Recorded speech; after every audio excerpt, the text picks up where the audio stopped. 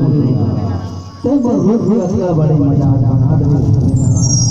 बड़े मजा बना दे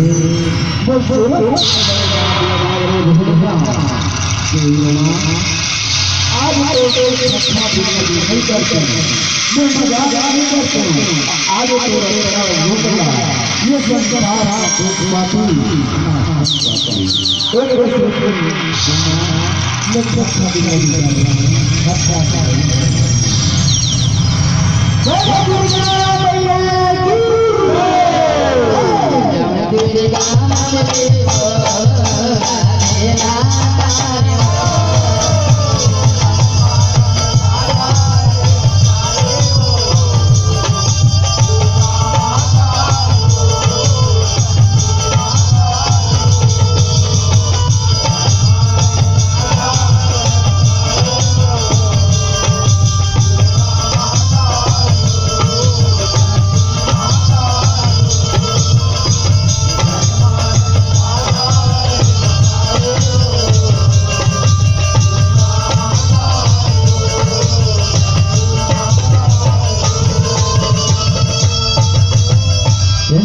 दुर्गा मैया की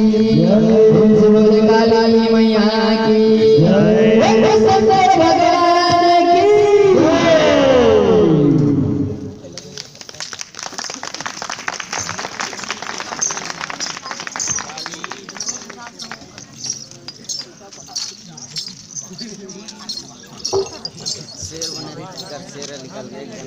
बखू मत रे भाई 1 मिनट के लिए बखू मत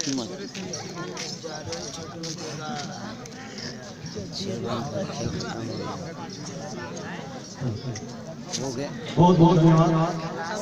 बहुत जोरदार जितनी अच्छी प्रस्तुति उतनी अच्छी